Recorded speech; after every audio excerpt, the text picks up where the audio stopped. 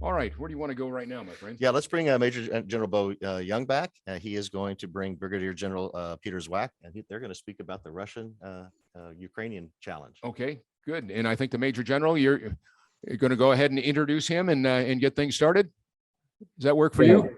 Yeah, it works great. Thanks a lot for the kickoff and the handover, and we'll take it from here. So I'm thrilled to introduce my friend and colleague, Brigadier General Pete Zwack. And Pete served as the United States Senior Defense Official and Attaché to the Russian Federation during 2012 to 2014.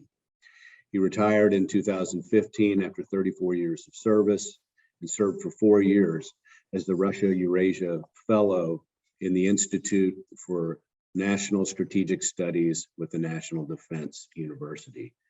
He's currently a Global Fellow at the Kennan Institute within the Woodrow Wilson Center for Scholars, serves as an Adjunct Fellow at the Pell Center for International Relations.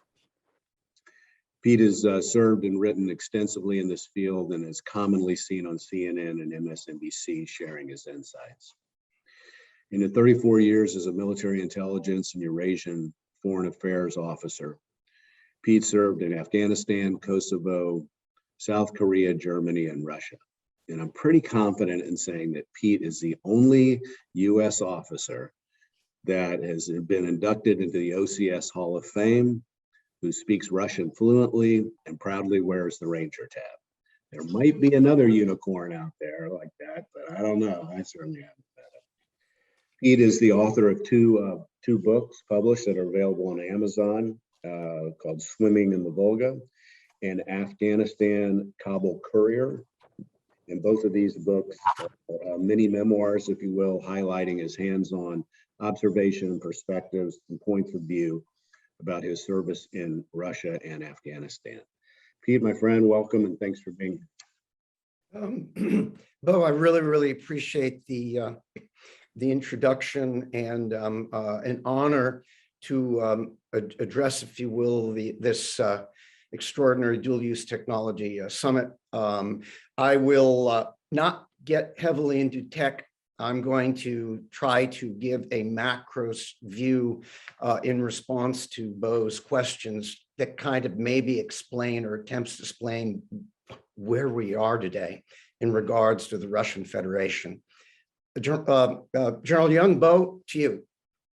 Yeah, I think, Pete, I think where the intersection of this, of the national security and the technology is thematically for AFS is that we have got to leverage our distinct advantage in the private sector to marshal the private sector to be better partners with DoD so that we can confront the challenge that China, who we primarily focus on, but also Russia. And they're two very different challenges, of course, two very different actors. But needless to say, they're the collective 800-pound gorillas here. So I think having you on today is obviously the timing could not be more interesting. We'll just leave it at that. And I think, why don't we start by talking about obviously what everybody's thinking about, the Ukrainian situation. And, how did we get here? How did this, how did we get into the situation that we currently find ourselves? Maybe we start kind of that broad and take it from there. Absolutely, and it is the fundamental question. And in this, I think, I don't want to get academic, but we got to go back to fundamentals. We could go back to the end of the Second World War, the post-Second World War, if you will, global order, United Nations. But I'm going to dwell on what I think is the scar tissue for Vladimir Putin and, if you will, the senior Kremlin leadership. Which, as you recall, and this is where the heart of the book, Swimming the Volga, that Bo mentioned, is that era, is just 30 years ago when all of you and me were kind of sort of in the euphoria, almost disbelief of a Cold War that was ending through 1989 to 1991. And Vladimir Putin is in East Germany in '89. And is in the embassy and everything is collapsing around him. He's already scarred there. And then he goes back, and then in 1991, and I had just driven across the Soviet Union. A number of you may know, a fellow foreign area officer, captain, everything was opening up. Ralph Peters, and we drove from Moscow to Tbilisi in a beat up Lada at a time that was 3,000 miles, and you could see a proud but down, creaking, falling apart Soviet Union in that summer of 91, but nobody could have imagined it breaking up the way it did the day after Christmas, 1991, exactly 30 years ago. And I believe when you get to the origin story of the current group led by Putin, it's that period. And at that point, you wake up, you're a proud Russian, and you don't even have to be a nationalist. You don't have you wake up the day after Christmas, and now you're one of 15 countries in a landmass that you used to be the dominant majority in a empire, whether the Soviet Union and the Romanov dynasty before. And on top of that, if you are one of 25 million plus or minus ethnic Russian citizens, now you wake up in 14 other countries, a minority. And half of those countries hate your guts.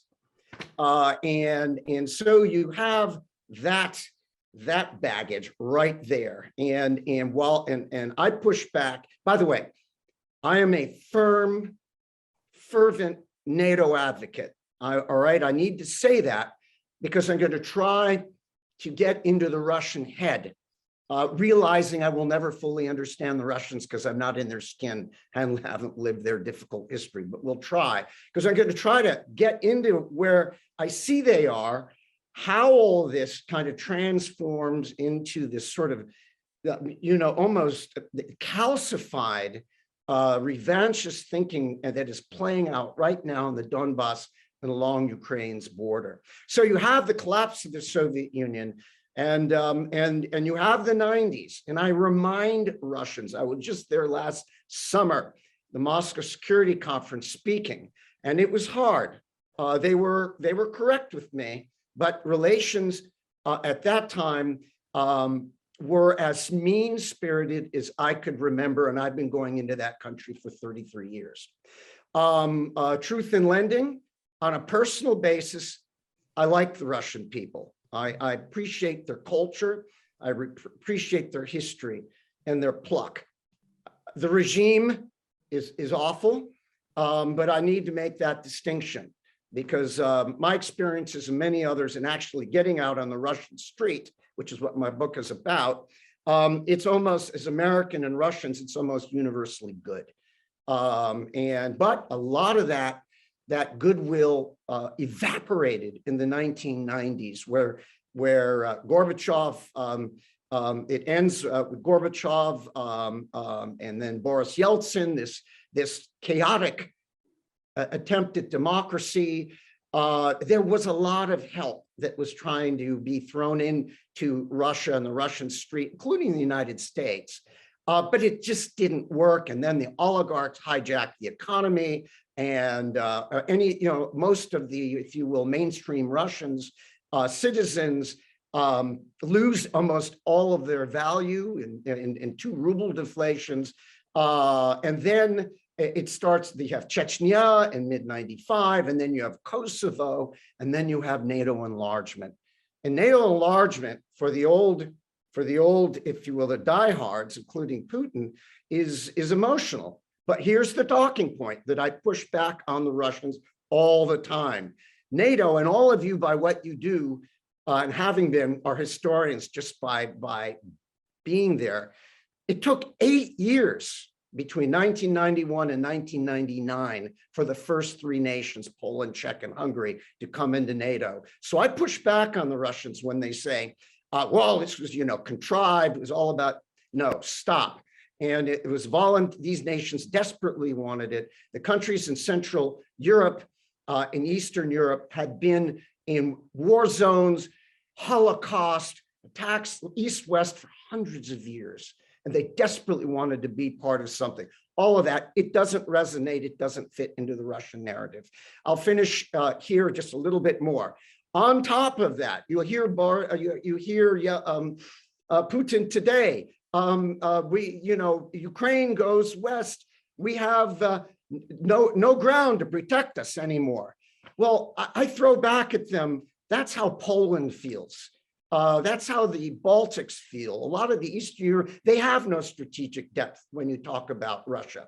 But this is the scar tissue, and you have to remind it, and a lot of it's contrived, but it's deep, that in the period of 1941 to 45, 20 to 26 million Soviets die, a large percentage Russian, half civilian, and then you add between 1914, World War I, and the end of the gulags in 54, revolution, purges, repression, famine, the war. How about 40 million Soviets plus or minus 5 million? Crazy when you can't even figure out the stats to the close, but perish unnaturally. So that's the scar tissue with the West. There is, I push back and I say that, come on, NATO is no threat to you. NATO wants no confrontation.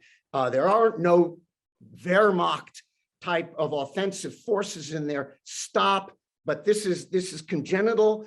Again, a lot of it is it plays well into the narrative. Ukraine is a proto-fascist state. There's a genocide going on, all of that. So you are in this awful situation. Plus, finally, I fear increasingly that Vladimir Putin, approaching 70 years old, 22 years in power, his thinking is getting increasingly calcified. He's been basically in isolation the last 18 months. He's been canny, he's intelligent, in his own way, careful. But he's almost 70. He's a little bit kind of like roll the dice. We're at the period of legacy. He sees weakness in the West. He's testing it. He's been surprised, I think, that the West has stood up. He's surprised that Ukraine has stood up. And now we're in this really, really weird situation in the Donbass, Eastern Ukraine, which is a little bit like a precursor was 2008 Georgia, Ossetia and South Abkhazia, Russian peacekeepers. And then they were able to put a legal framework on it. And then I was there in 2014 for the invasion of Ukraine the first time, in the illegal annexation. And I and Alex Vindman and others from our attaché, we were driving the borders as part of the Vienna Convention as attachés. We saw the troop buildups. We couldn't believe what was going on. But so when I hear about this 8 years later, it's deja vu all over again. So you have, I'm done, a legal annexation of Crimea, and they put a intricate legal framework around it, and voting, bottom line, not recognized internationally. And now here we are again, creating the justification in Duma last week, and Putin declaring that they're supporting the independence of Donetsk and Luhansk in Eastern Ukraine. Now we're talking about peacekeepers. We've seen that scenario in various forms before. And now we're at the critical period. Peacekeepers are going in, meaning Russian soldiers with white, blue, and red patches, which they never had in that way before. And now what do we do? And will these be official Russian recognized statelets like Abkhazia or Ossetia, or will they be annexed? Or is this a precursor? Now, let's go get the rest of the Donetsk, which we believe is part of Greater Russia. But if they do that, they've got to go across the line of contact and fight main force Ukrainians. At that point, you're already in an invasion now, and now it is full-fledged aggression, no matter the scale, if it's just to take the rest of the Donbass, or you're taking the whole bite of Ukraine up to the Dnieper River and Kyiv. I'll stop here, Bo. I wanted to give this preamble. Hopefully this gets our head in the game. Yeah, no, it's great. And I think you do have to look at it from the Russian perspective. And I don't think anybody in the audience is confused about where that's not the same as taking the Russian side. Okay, but if you're going to, if you're going to try to understand and predict what your adversary is going to do, then you've got to put yourself in the mind of the adversary. So so it's conceivable in Putin's head. This is something I'm trying to wrap my head around. Does he really see NATO as a threat? I mean, you can sort of see where he's coming from in a way, you know, that they're beginning to be, they've basically gotten sort of encircled, right? Or is this nationalistic blunder because Russia's place in the world is, you know, become second tier? Or do you think that he's legitimately trying to, you know, this is stage one of a multi-stage effort to undo NATO or part of NATO? Bo, I believe, great question. I believe it's all of that. It's a melange of all of that. And clearly, NATO, of course, US-backed NATO, that they will call NATO a stooge of the United States. And many of you in this audience have worked with NATO and seen the really difficult deliberations within NATO. It hasn't been easy always for our own policy. No, it's a real alliance. They see it as a US hegemonic type thing. When I was in Russia, was fascinating. And one of the talking points at the conference by a senior, and this is Ministry of Defense, was that NATO is basically a platform for US, European supported regime change, color revolutions. And that is approaching, and Ukraine was part of that. You all heard the term Ukraine. That was a coup in 2014, not an expression of free will. And they see, and this is where we get to bring the People's Republic of China into it. They see our thinking, our liberal precepts, our free market, our decadent, if you will, beliefs in certain liberties. They see it as a mortal threat to their regime, in my mind, even more than our military force. Because on the military side, and this is what's not said, and I'm quiet about it because I don't want to go there publicly. But what's the thing that keeps them in the game, ladies and gentlemen, in your world, is a menu of civilization-ending weapons, and that allows them to push. And that is, I believe, a major reason beyond what's going on in Ukraine, and to put that we don't commit. And I think that's right, because they're always that horrific nuclear specter over the horizon. Nobody wants to go there, but it's all there and as lethal or more lethal as it was in 1991 when the Soviet Union fell apart. You get then into the Budapest Memorandum in 1994, where the Russians actually did again, after the UN in 91, recognize Ukraine's independence. Ukraine, Kazakhstan, and Belarus gave up their nukes. That was a good thing. When I hear people that, the Ukrainians should have kept their nukes, I go, oh my God. And then finally, in that context, there were two great things that many of you were involved in. One was the Budapest Convention memorandum and the cooperative threat reduction piece, the Nunn-Lugar Act, which was absolutely brilliant. And it really actually built close relations in the closest too strong with the Russians. And then, and of course, the Partnership for Peace, which is a NATO program of which Ukraine is a part of. Oh, by the way, and Russia was a signatory back in the mid-90s. So it's convoluted, but to get at the point here, NATO is seen as the carrier of our policy and threat beyond military to the fundamental structures, and the whole concept of the post-Cold War order is also, I think, seen as the number one mortal threat, if you will, the Xi Jinping regime in Beijing.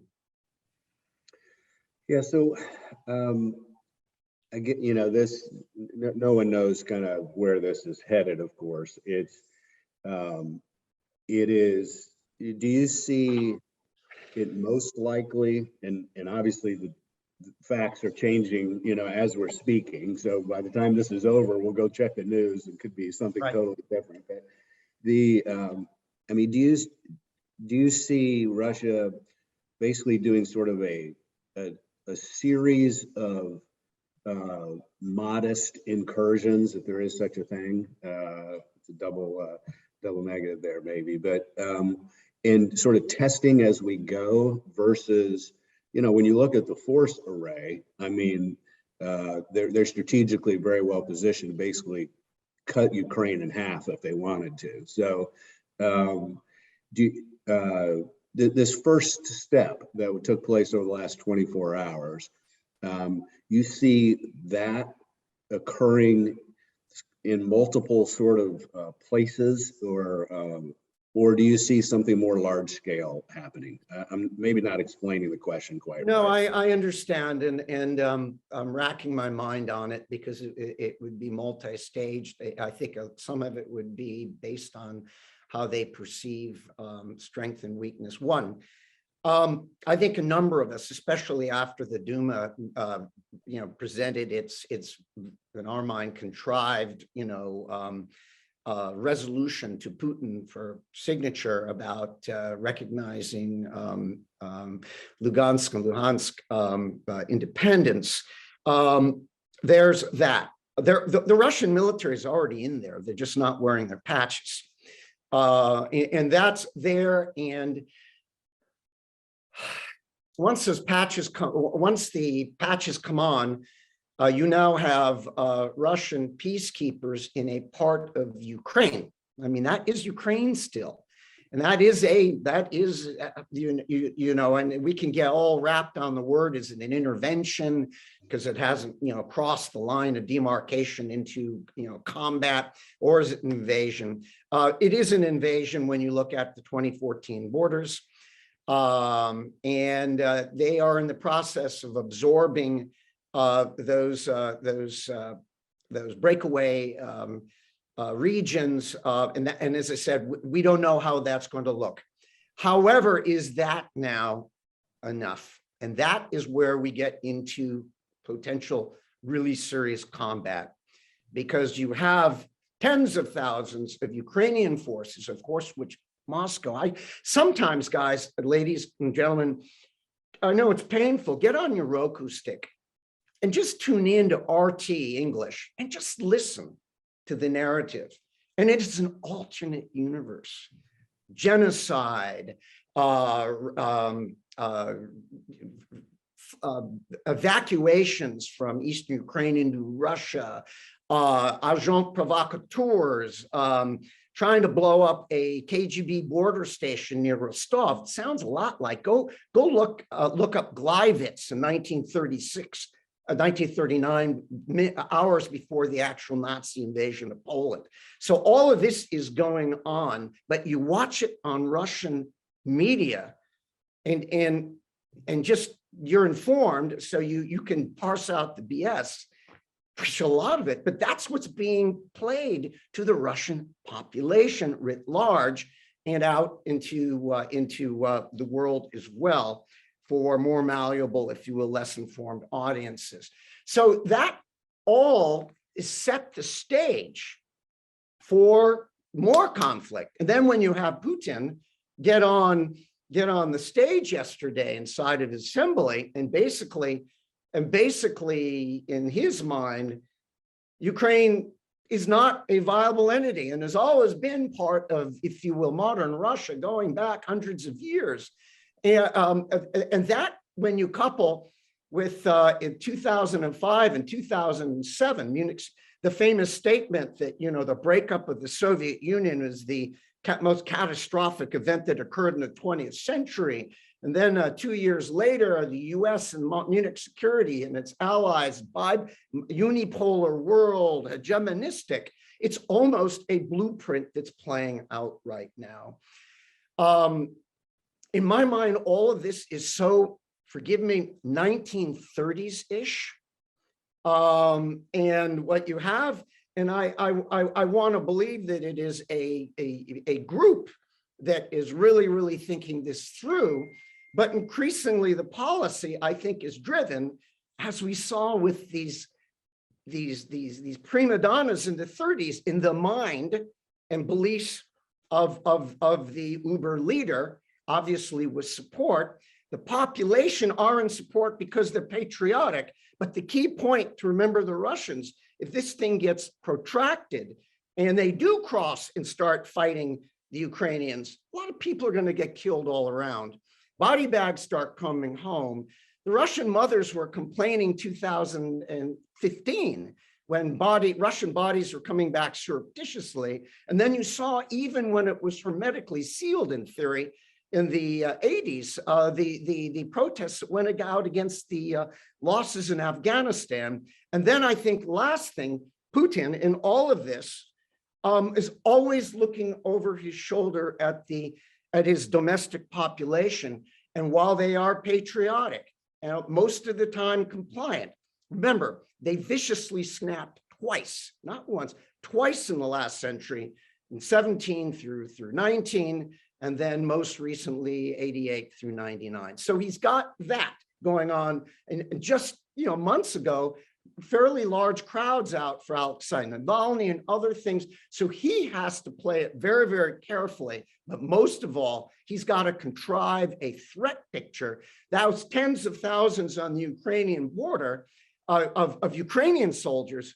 Russians are saying those are Ukrainian offensive forces, and they're going to launch into the Donbass and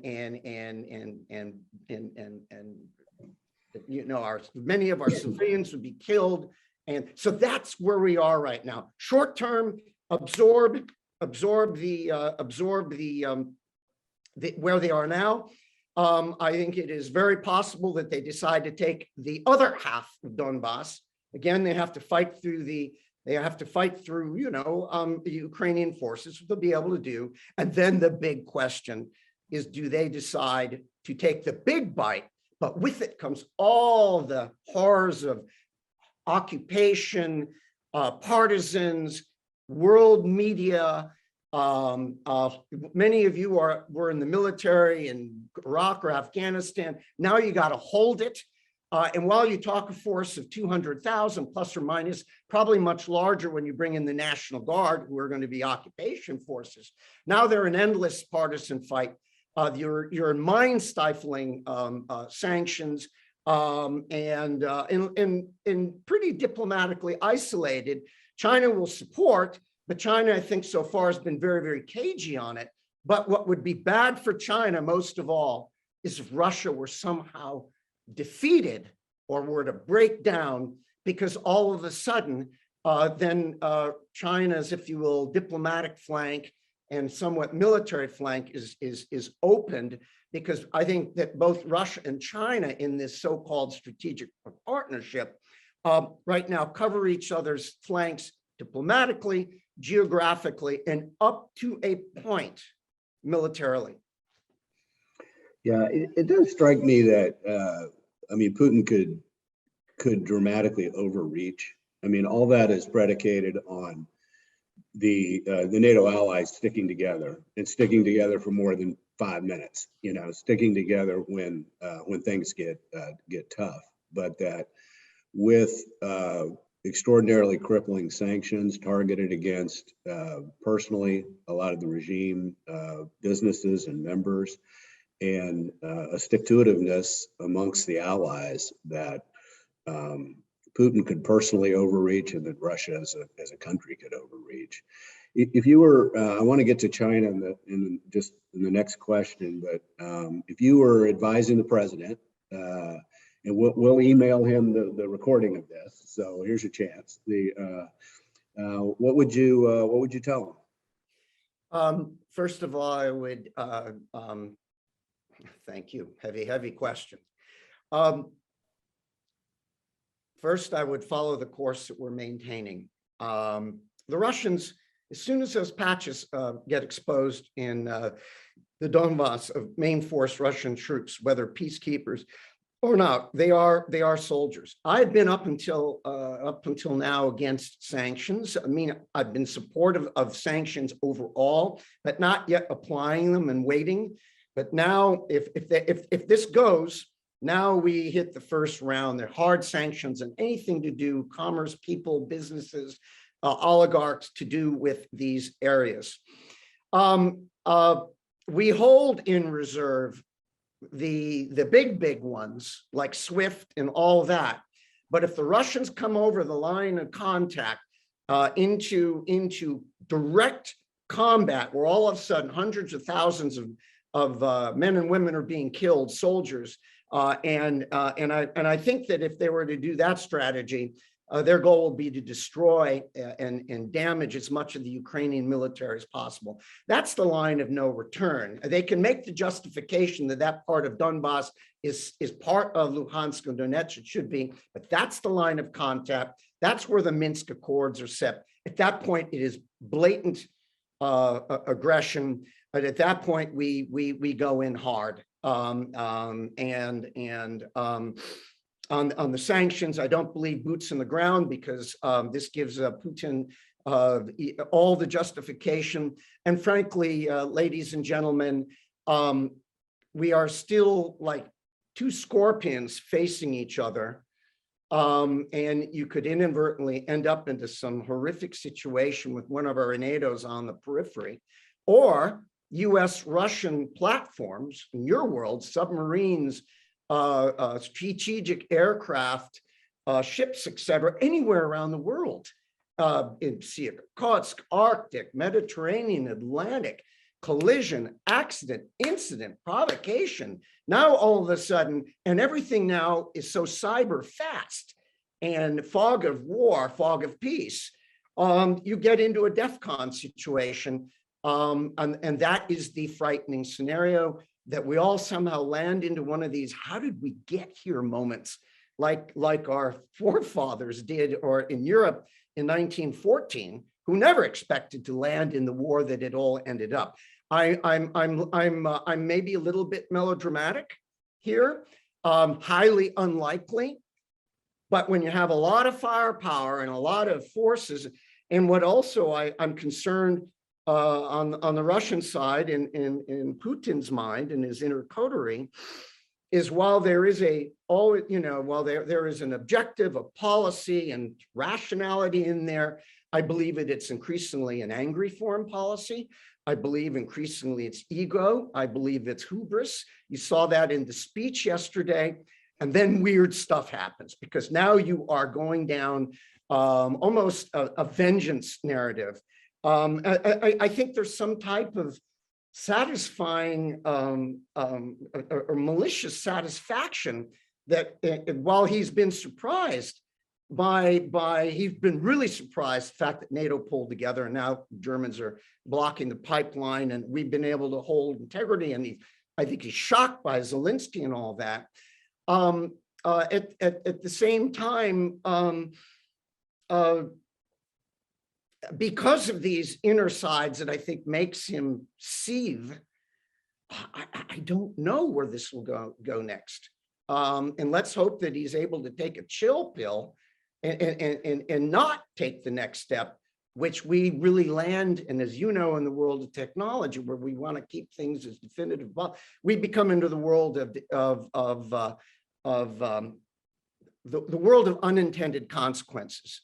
And when you have emotionalism driving your foreign policy, and it's linked to military, and you're really, really well-armed military in the technology that we're most worried about, and you're most worried about, this is a really, really consequential time. Last thing, this is far more now about Ukraine in my mind, and I think our government in Europe is saying that this is about what the hell the world is going to look like in the next generation. And this again falls into the world of autocratic nations in some weird way, a modern precursor of a sort of a developing axis, if you will, that was occurring in the mid-late 1930s. Yeah, we have really, I think, 5 minutes or so left. I want to touch on Russia. So China? I'm sorry, yeah, China. Russia, China, very different, of course, sort of friends with benefits in a way currently. How authentic is their relationship? And Obviously what happens here in Ukraine and the ability of the alliance to hold together, the NATO alliance, and the ability of the US to lead that has direct repercussions, I think, for China and Taiwan. Not militarily per se, but certainly emotionally and from the sense of the US being able to lead in the world and be able to be seen as a credible partner with someone like Taiwan. If Putin gets his way in a big way in Ukraine, I don't see how the Chinese are not completely emboldened by that. So I know we don't have enough time probably to do the question justice, but maybe you could comment on that for a couple of minutes. Yeah, I'd like to first talk about the Russia-Chinese relationship. And I have a lot of time on the Russian Far East. I was just for 2.5 weeks along there, all the way halfway to the Mongolian border on the Amur River between Russia and China in 2018. It's a real relationship, but they're different people. And they have common interest in the big picture, the macros, and so how they view threat and all of that. But they're really, really different when you get down to philosophy. But right now, I wouldn't say they're joined at the hip, but they are doing a lot together. I think China is watching very carefully, which is what is going on in the West, and that could play in any potential Taiwan scenario. The Chinese are also very uncomfortable with this, and you see this, they talk a lot about sovereignty and territorial integrity too, because that's in part linked to how they talk about Taiwan. So all of this plays out. A couple of data points about the Chinese and Russians that they, first of all, people, Putin and Xi have a genuine relationship. They've met 38 or 39 times. Up until COVID, they were meeting 4 or 5 times a year on the margins of meetings and all that, summits. It's real. Putin, unless he flames out in the near term or future, and that even that scenario is scary because how would that look like? If you were going to go on a normal line, Putin could possibly be president. They gerrymandered terms up until 2036, another 12 years. And Xi is basically president, leader, premier, whatever, for life. So those two can be in tandem for the next 12 years. So it's a real relationship. You've all read about the military. They're doing more and more together. They're flying strategic aircraft together, got fleets. It's still more co-location, side-by-side stuff, rather than full military honor and interoperability, but it's headed in that direction. And so these are all things to watch. So, and again, I'll just think that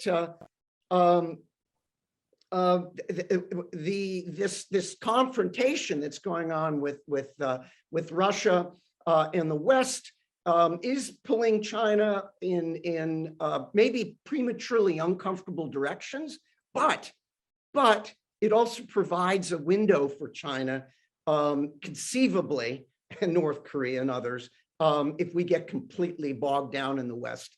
And now at this point, do they decide that this is our time? I'm not totally in that camp, but that option is there, going back to if Russia is failing, now China has to make it. The worst thing that could happen to either one of those countries in this increasingly big power world is either one of them are isolated, meaning they don't have another big, I won't say ally, but partner to help cover their back. Did that help? Yeah, it's great.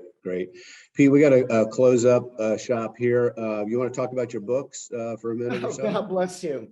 Yeah, I've got 2 books. One is called The Afghan Kabul Courier, which is this one right here. I've just started to do this. I never thought, God, why these people are doing it? But when you're self-published, you do everything you can. But this is what I want to talk about, Swimming the Volga. It's on Amazon, just published. It's about my times, multiple times across Russia and in provincial Russia in the period of the pre, during, and after Soviet breakup. And then I bring it in the introduction and the afterward into the scenarios of today and it gives a real sense of life on the Russian street and the stuff they were dealing with, out of which evolved Putin. And maybe people say it's a light read on a really, really complex topic, which is, I think, a good place to be. The other, and the Afghan Kabul Courier is just about my time as a senior NATO intelligence officer there in 2008, 2009, when the insurgency was getting really, really difficult. At that point, we were about to fire the surge. And it's all, and both these books are very personal. They're not big and wonky. Last thing for the audience, I'm unashamed here. I'm Ronan. Bring me in to speak or to consult. I would be honored. Bo, over to you. Great. Pete, thanks. And that was dynamite. It was a terrific opening to what we're going to talk about today. I want to thank you. I know how busy you are, particularly nowadays. So thanks for carving out some time with us. David and Scott, over to you. Thank you very much. And thanks to you. I can't think of a better way to kick it off, above and beyond. So to both of you, gentlemen, thank you for your service, certainly, but thank you for what you did this morning to get us going. That was just great. Wasn't that super, David? Yeah, and General my Zwack, gosh. we would be honored to have you back. We'd love Yes. to have you speak, and we're planning an event on Russia and China specifically. So we would love to have you back. God bless, would be honored. Yep. Let's just get through this period. All of you be safe. Amen. And we're right there with Well you, sir. said. Thank you very much. And we look forward to seeing you again. Thanks to both Oh, the generals. Yeah, that was really great conversation. Great conversation.